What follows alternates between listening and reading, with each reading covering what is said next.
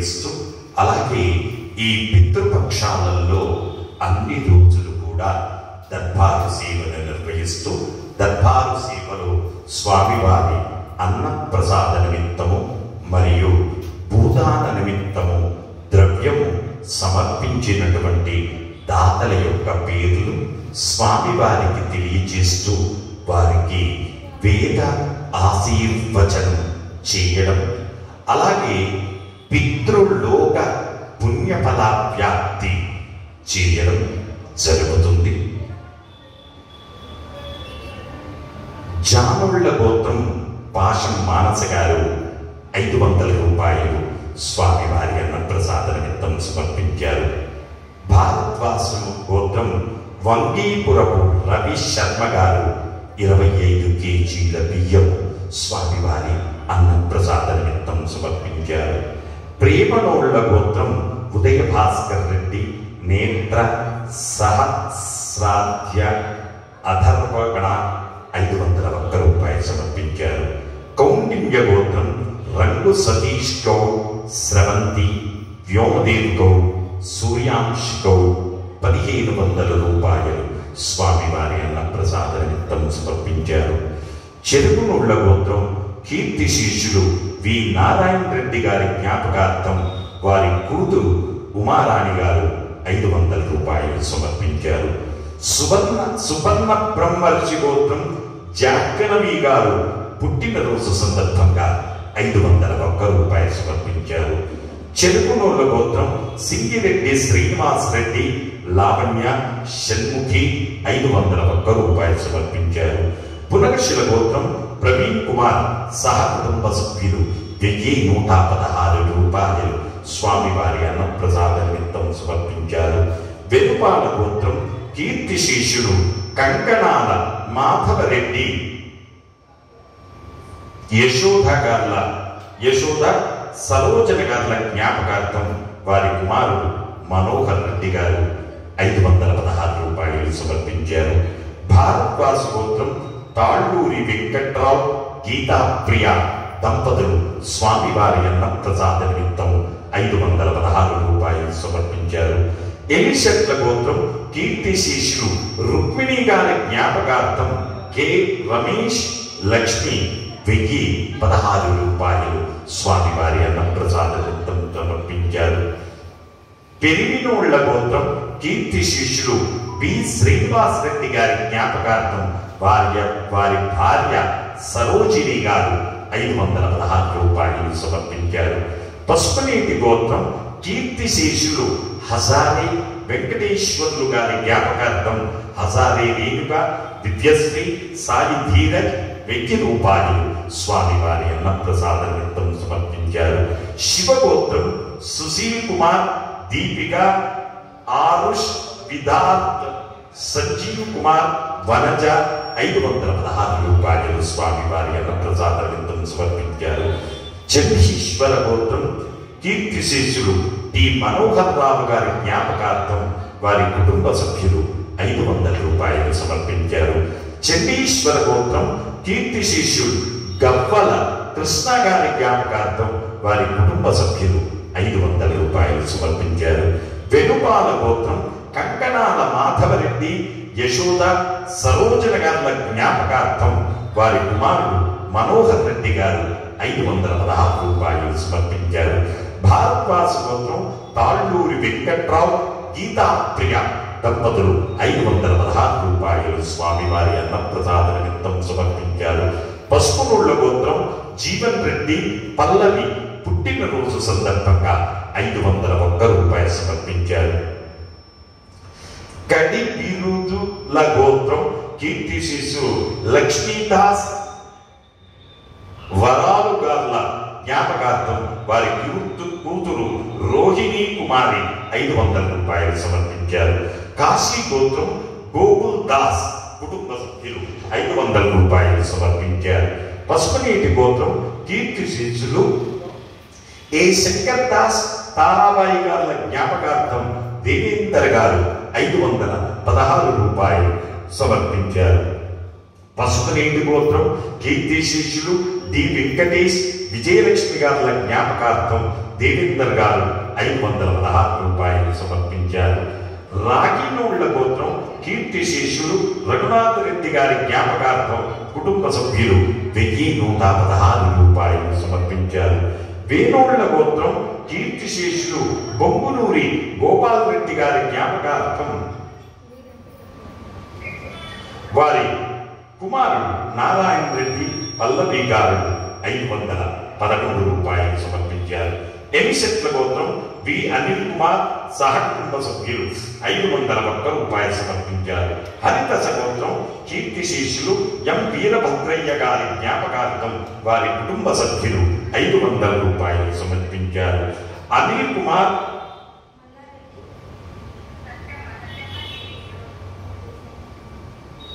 క్షీర్ సాగర్ దేవేందర్ గారు 500 రూపాయలు సమర్పించారు. రాగినోళ్ల గోత్రం కీర్తిశేషులు రఘునాథ్ రెడ్డి గారి జ్ఞాపకార్థం వారి కుటుంబ సభ్యులు 1116 రూపాయలు సమర్పించారు.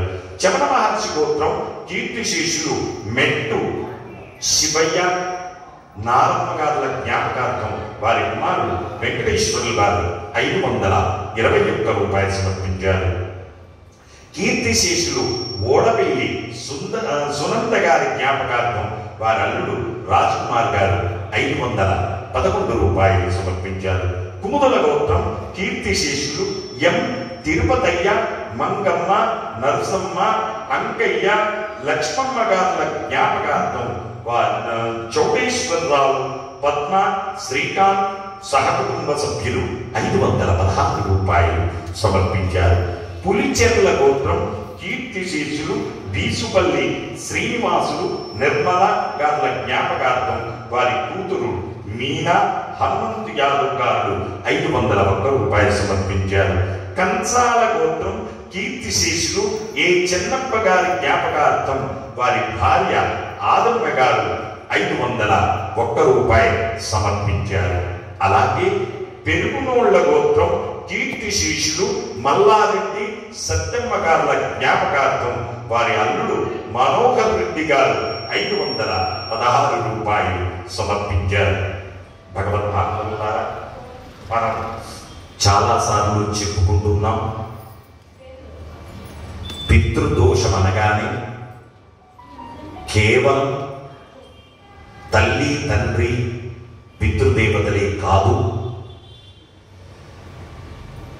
జన్యు దోషం, మన ఆర్జిన్, మన జీన్స్ ఎక్కడి నుంచి వచ్చాయో అది మాత్రం పితృదోషం. అంటే మా అమ్మ నాన్న బతికే ఉన్నారండి అని అనుకోకండి. జన్యు దోషం వల్ల ఈ యొక్క పితృదోషాలు ఏర్పడతాయి. ఆ పితృదోష నివారణ చేసుకోవాలి అంటే కేవలం ఈ పితృపక్షాలలో మాత్రమే సాధ్యం. సత్యకర్మ ఋషి గోత్రం కీర్తిశేషులు గుండు చంద్రయ్య గారి జ్ఞాపకార్థం వారి కుమారుడు అశోక్ గారు 511 రూపాయలు స్వామివారి అన్నప్రసాద నిమిత్తం సమర్పించారు. మనం ఇప్పుడే చెప్పుకుంటున్నాం, జన్యు దోషం మనకు వచ్చినటువంటి జీన్స్ యొక్క లక్షణం. ఆ జీన్స్ ఆర్జిన్ ఎక్కడి నుంచి అయితే ఉందో వాళ్ళందరూ ఆ పితృపక్షాలలో వచ్చి మీ వెనకంబడి ఉండి నాకు ఆకలిస్తుంది, అన్నం పెట్టుదాయన, మనవడువో నువ్వు ముని మనవడో, నీవు ముని ముని ముని ముని మనవడువో, నీవు ముని ముని ముని ముని మనవరాలువో అయి ఉంటావు. బతికున్నటువంటి నీ దగ్గరికి వచ్చి వాళ్ళు ఆకలిస్తుంది, అన్నం పెట్టు అన్నం పెట్టు అని ఒకటే నీ వెనకంబడి పడి పదే పదే పదే అడుగుతుంటారు. కానీ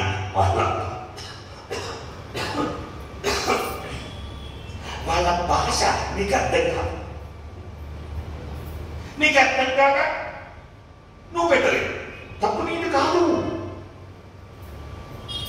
కేవలం వాళ్ళ భాష అర్థమైతే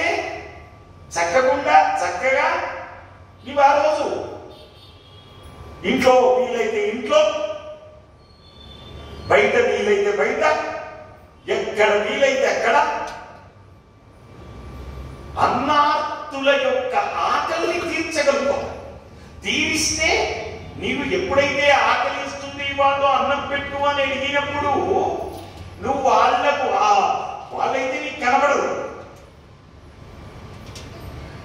ఎప్పుడైతే నువ్వు ఎవరికైతే ఆకలి తీస్తున్నావా వాళ్ళలో చేరుతారు. వీళ్ళు వాళ్ళలో చేరి విపరీతంగా తింటారు. మీరు కావాలంటే ప్రాక్టికల్ గా చూడండి. మీ నాన్నగారి ఆప్తికం రోజు, మీ తల్లిగారి ఆప్తికం రోజు మామూలుగా డైలీ తినే వ్యక్తిని కూడా ఆ రోజు తీసుకొచ్చి భోక్తవ్యానికి కూర్చోబెట్టి తినిపిస్తూ ఉంటే విపరీతంగా తింటాడు ఆ రోజు. There is no limits.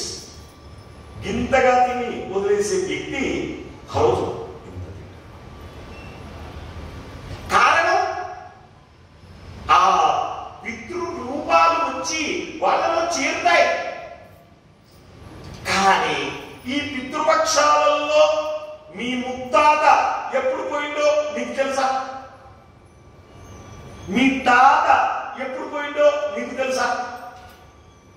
మీ బామ్మ ఎప్పుడు పోయిందో నీకు తెలుసా? తెలియదు. తెలియక నీవు ఆ కర్మను ఆచరించవు.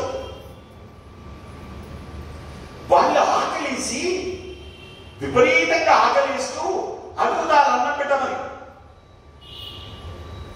బాగా ఆకలి ఉన్నవాడికి కోపం ఎలా వస్తుంది? ప్రాక్టికల్ గా చూడండి. ఎవరినైనా అబ్జర్వ్ చేయండి. విపరీతంగా ఆకలిస్తున్నటువంటి వాడిని పలకరిస్తే వాడు కయ్యున మీద పడిపోతాడు. అలాగే ఆ జన్యు దోషం, ఆ జన్యుల్లో పుట్టినటువంటి వాళ్ళు ఆకలిస్తూ మిమ్మల్ని అడుగుతారు. మరి ఎవరు ఎప్పుడు పోయారో నీకు తెలియదు. ఈ 15 రోజులు మీ అమ్మ నాన్నని మీకు గుర్తుంది. మీకు గుర్తున్న రోజు ఆప్తికం పెడతారు. బాగుంది. మీ తాత ఎప్పుడు పోయిందో తెలియదు. మీ తాత ఎప్పుడు పోయిందో తెలియదు. మీ బామ్మ ఎప్పుడు పోయిందో తెలియదు. ఆ వంశంలో పుట్టిన వాళ్ళందరూ ఎప్పుడు పోయారో తెలియదు. అందుకే పిండ ప్రదానం చేసేటప్పుడు చక్కగా దేవమిత్రు మధ్య ప్రోక్ష్య, దైవస్థానంలో కూర్చున్నటువంటి వాళ్ళు పితృస్థానంలో కూర్చున్నటువంటి వాళ్ళ మధ్యలో ప్రోక్షించి దక్షిణాగ్రాలుగా దర్భలు పెట్టి అందులో చెప్పబడుతుంది. వాయసపిండం అని ఒకటి తీసుకొని వాయసపిండం తయారు చేసి ఆ వాయసపిండం పెడుతూ చెప్తారు. ఏమని? ఏ అగ్ని దగ్ధ ఏ నగ్ని దగ్ధ ఏమా జాత కులే మమ. ఏ అగ్ని దగ్ధ ఏ నగ్ని దగ్ధ ఏవా జాత కులే మమ. మా కులంలో మా వంశంలో ఎవరైతే పోయారో వాళ్ళందరికీ నేను ఈ పిండాన్ని పెడుతున్నాను అన్నారు. కాబట్టి భగవద్భాంధవులారా, మీ ఇంట్లో మీకు వసతి ఉండవచ్చు, వసతి లేకపోవచ్చు. ఈ 15 రోజులు కూడా పితృపక్షాలలో కేవలం 516 రూపాయలు ప్రతిరోజు కట్టడంతో ప్రతిరోజు కూడా మీ పితృ దేవతలు అంటే మీ జన్యు ఆర్జిన్ ఎక్కడి నుంచి అయితే వచ్చిందో ఆ ఆర్జిన్ జన్యు ఉంది కదా, ఆ జన్యు దోష నివృత్తి అని వాళ్ళందరూ సుఖంగా పితృలు ఒక పుణ్యఫలాభాప్తి కలుగుతుంది. కాబట్టి అందరూ కూడా ఈ పితృపక్షాలలో కేవలం నీ చేతనైనంత అన్నదానానికి కట్టండి. మీకు మరకత శ్రీ లక్ష్మీ గణపతి ఆలయం మీకు అందరికీ అండగా ఉంటుంది. మీరు మీ ఇంట్లో వసతులు ఉండవచ్చు, వసతులు లేకపోవచ్చు. మీరు పెట్టాలి అంటే పెట్టవచ్చు. 15 రోజులు పెట్టాలి. 15 రోజులు పెట్టాలంటే అవకాశం ఉండొచ్చు, ఉండకపోవచ్చు. ఎలాగూ ఇవాళ దశమి తిథి, ఇది 2వ తారీఖు వరకే ఈ అవకాశం. ఈ 2వ తారీఖు వరకు ఉన్నటువంటి అవకాశాన్ని కేవలం 516 రూపాయలు పే చేయడం వలన మీ పితృదోష, ఆ జన్యు దోష, మీకు ఇది పితృదోషం వల్ల కలిగిందా అనేది రేపు వచ్చే పితృదోషాలంటే ఎలా ఉంటాయి అనేటటువంటి విషయాలను మనం రేపటి రోజు డిక్లేర్ చేస్తాను. సో పితృదోషం ఎలా ఉంటుంది, ఏ దోషాలు కలుగుతున్నట్లయితే అది పితృదోషం అవుతుంది. సో కాబట్టి ఆ వివరాలన్నీ రేపటి దాంట్లో మనం చెప్పుకుందాం. అథ ఆశీర్వచనం కరిష్యే. ఓం బ్రహ్మాయునాయుర్భవ ఆయురాయుర్భవ.